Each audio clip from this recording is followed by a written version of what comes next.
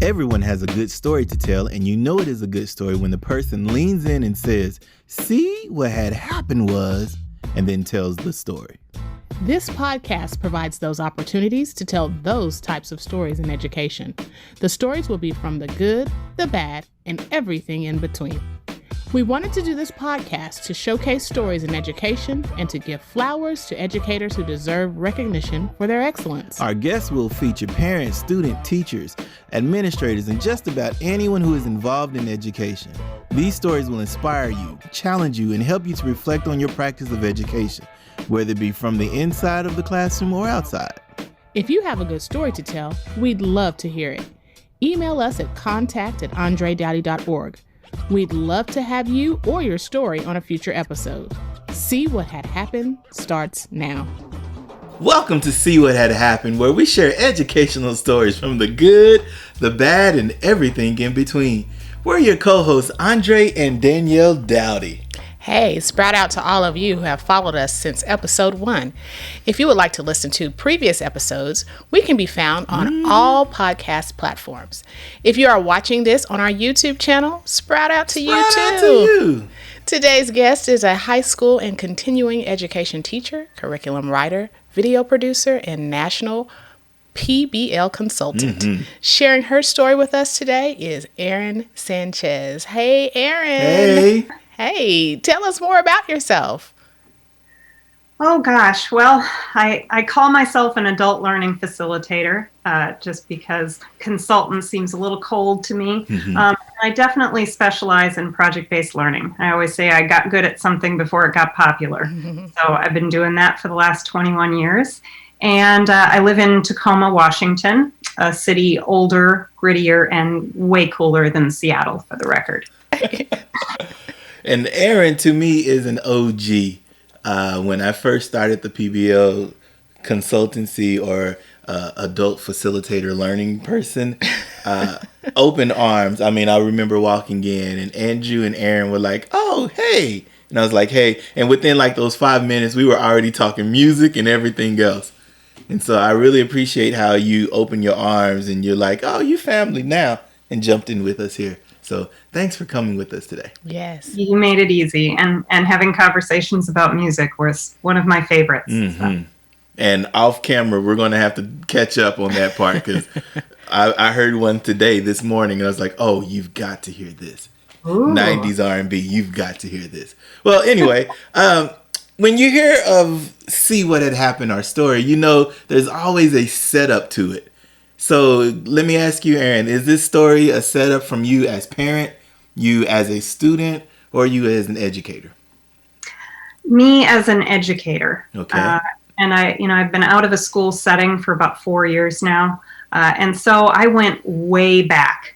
And so I'm going to start us out in 2002, Okay. back a little bit further than that, and then up to present. All right. So what had happened? All right. So, see, what had happened is I just finished my master's in teaching, specializing in the Native American learner. And so I started teaching at an urban Indian school in the Midwest. I was a high school ELA teacher. And I had this particular class of 14 young men. And we sat around a conference table and we talked about books. And we were reading Sherman Alexie's book, The Toughest Indian in the World, and writing personal narratives. And I had one student who we'll call E.N. Okay. And E.N. had not put pen to paper all year, and it was March at this point. And he talked very little. And just really would not commit to writing anything. And I struggled with him a lot. I worked really hard with him. So now this school was situated between, there were two buildings situated with a city street in between them. And Ian had, he had been in a little bit of trouble, and he'd come from a reservation in the north to this urban school. And the adjustment was really challenging for him, but he wanted to be there and he really wanted to learn. And so we were just working our hardest. All of his teachers, we talked about it a lot, figured out what we could do to support him. But one day he got into a physical fight with another student in the middle of the street that separated these two buildings. And, it wasn't the worst fight. It was just two kids, but, they're big boys. They're 17 years old. And they're scuffling. And my instinct is to break them up. I'm not even out there at the time, but somebody said, like, something's going on in the street. So we all kind of start to head that direction. It was during lunch, I believe. I don't remember exactly. And at the same time, the principal of the school comes out, sees these boys fighting, and instead of getting in between them and trying to break it up, he's on his phone. And within minutes, there are 5 cop cars surrounding these two boys. And both of them are hauled off in the cop cars. Wow. And I never saw EN again. Oh. He was expelled, and he headed back up to the reservation in the north. And this had a profound impact on me because just a week before, he had written his first paragraph of the entire school year. And I keep that paragraph with me in my wallet. Wow. To remind me, because he said, I would like to get my grades up so I can pass school and get a good education. I would like to read and write good and make it in my life. I would like my mom to make it. And I'll tell you a little bit about the principal of that school. So Principal B was a native guy who really fancied himself the Jaime Escalante of Indian Ed, right? And I recognized that he came from a traumatic legacy of boarding schools, but there was also some deeply misogynistic stuff going on too. And he chose to make that phone call to the police instead of breaking up what was a scuffle, right? And this is the same man who would pull me into his office and give me weekly lectures on how little I knew about these kids, right? And I had just spent the last 6 years previous to that learning from 3 native male mentors. And so I was really confused and disturbed by what I was seeing in this school. What was going on with leadership. And I was also heartbroken about my lost student, I ended up leaving that school 2 months before the end of the school year. And that's something I'm not proud of. And it was a really hard decision. Yeah, I bet. But the point I'm leading to in this story is that Mr. B was the first principal I worked under. And he left a lasting impression. And I pity the principals that came after that, right? Because it was tough. But I'm going to back up a few years to my first year of teaching, which was in my hometown of 739 people in rural Minnesota, at a school that was entirely self-directed project-based learning. So students designed projects from their own passions. Students aligned them to standards. Students then carried those projects out in the community and across the country, like paddleboarding down the Mississippi River and bringing a horse into presentation night, great hippotherapy. I mean, it was really a fabulous place to teach. It was also the first teacher cooperative in the country.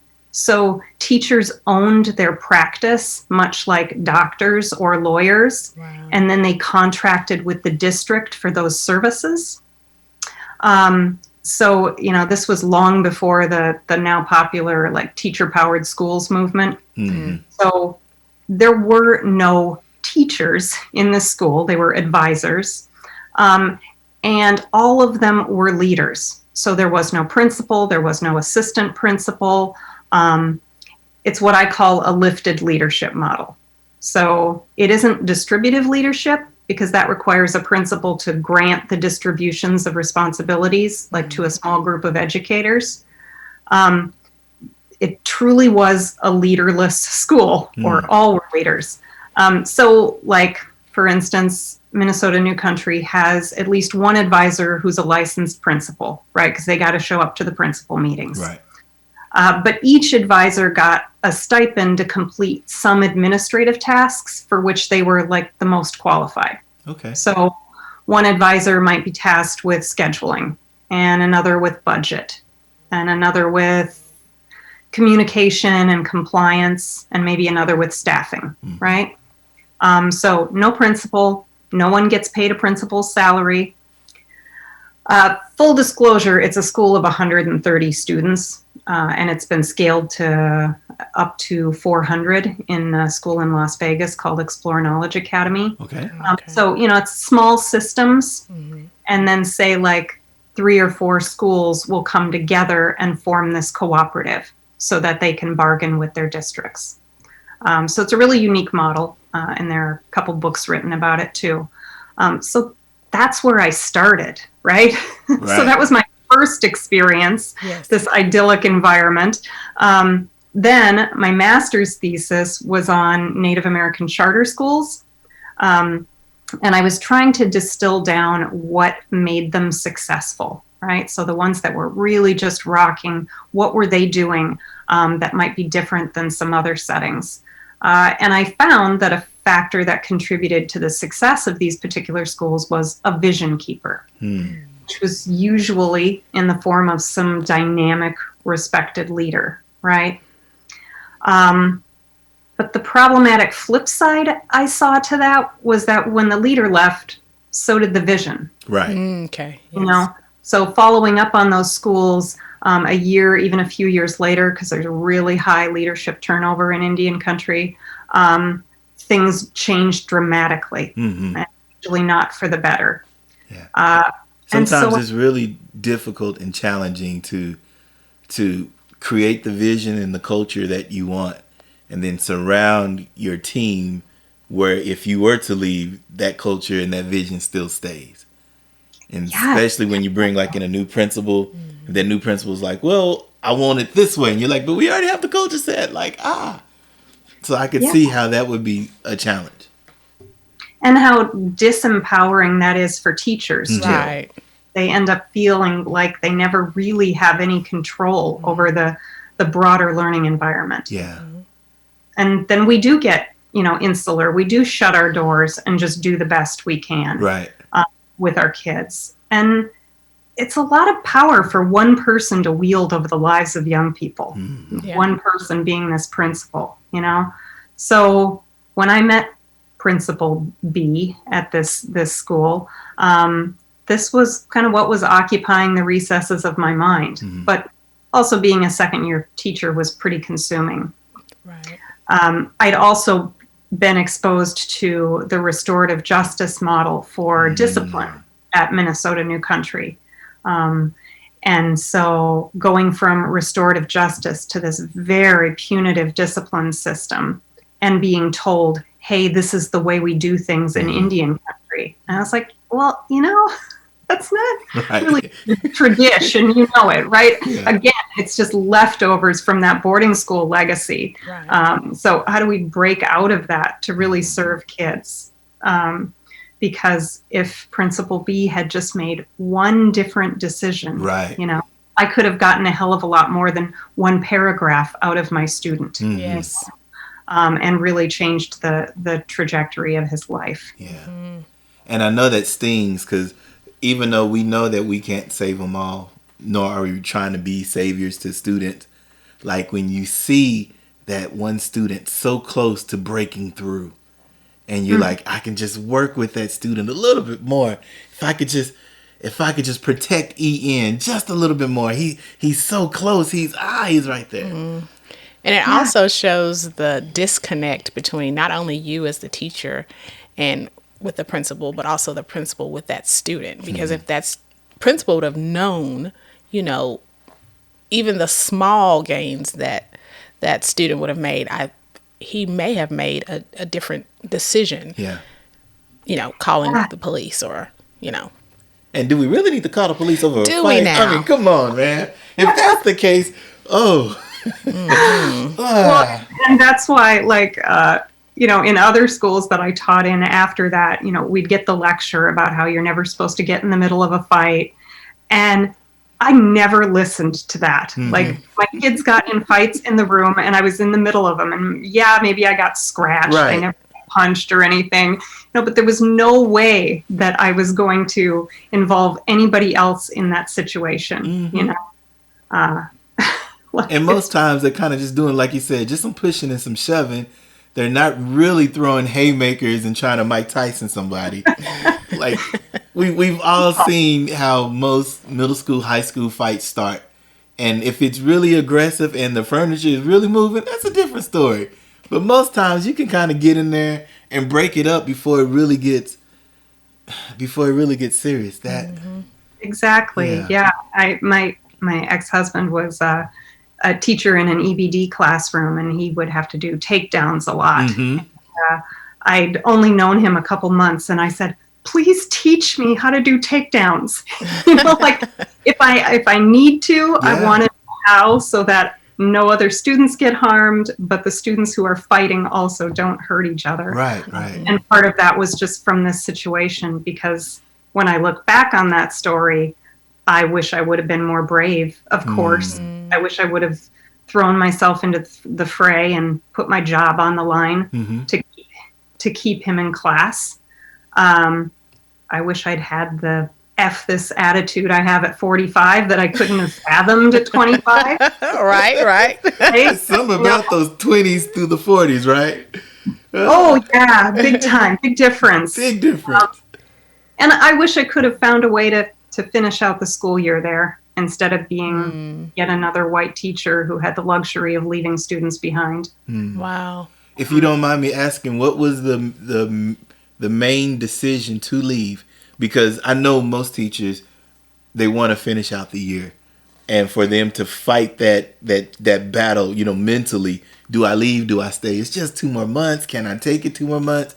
Like, what was the deciding factor for you to say, I gotta go?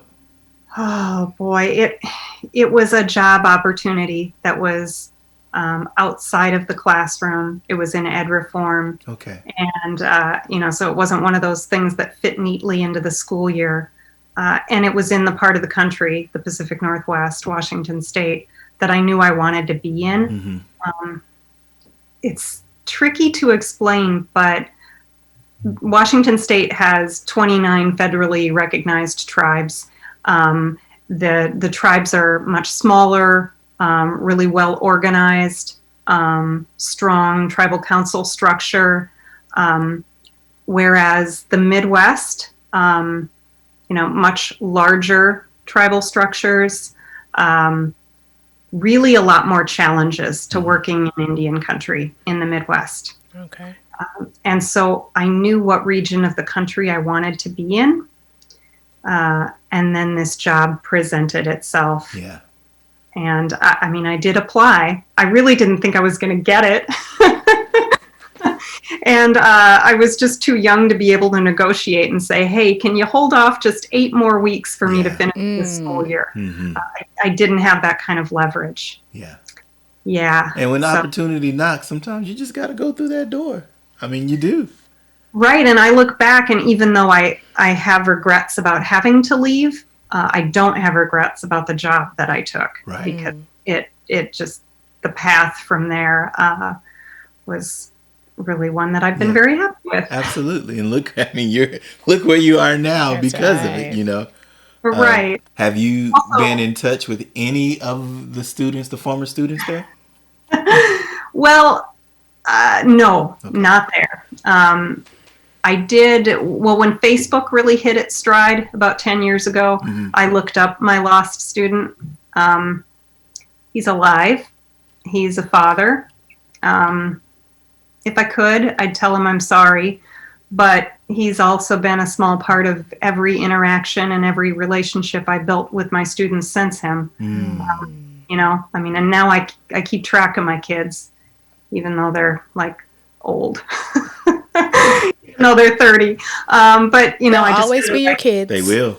They will. Yep. And when you know better, you do better. That's right.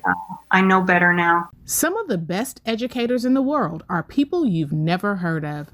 They may not be on TV or get the National Teacher of the Year awards, but we want to give those teachers their flowers today. With that said, we present Sprout Outs. Sprout Outs is sponsored by Pinky and Paws Petals. Erin, who would you like to sprout out this episode? I'd like to give a sprout out to the 3 male mentors who taught me what a true collaborative listening leader is, and who empowered me to be a disruptive innovator, because it's no less than kids' lives at stake. So I'm going to give a sprout out to Alan Parker, Blackfeet, Gary Peterson, Skokomish, and Andy Lawson, Tsimshian. Andy in particular, he was the one who, when I said, hey, how do I get into this work with Native peoples? And he just looked at me and he said, just show up and do the work. And so Andy was really just life-changing for me. So Alan, Gary, and Andy, thank you. Sprout out to them. Awesome. We believe when one wins, we all win. Erin, how can others follow you on social media and help you win? Well, I have a website, pblpath.com, with my colleagues, Charity Parsons and Mickey Evans. So you can find me there. You can find me on LinkedIn as well. If folks are interested in learning more about teacher-led schools, there's a great book out there called A New Deal for Teachers by Curtis Johnson. And if you want an essential read on Indian education, Power and Place, Indian Education in America, by Wildcat and Deloria Jr. Is just a must. And also, I should have a book coming out in the next year or so on place-based learning. So keep an eye out at pblpath.com. If you have a story you'd like to share, and you want to share your story, but perhaps not be on camera, or if you have a question that you'd like for us to answer on education, email us at contact@andredowdy.org. We'd love to hear it and feature it on future episodes. If you enjoy the See What Had Happened podcast, we'd love for you to subscribe, rate, and give a review on your podcast site of choice. Your ratings and reviews help our podcast to get more noticeable on podcasting sites. Well, that's the end of this story, but not the last. Don't forget to join us on the next time of See What Had Happened. Bye. This podcast is a proud member of the Teach Better Podcast Network. Better today, better tomorrow, and the podcast to get you there. You can find out more at teachbetter.com/podcast.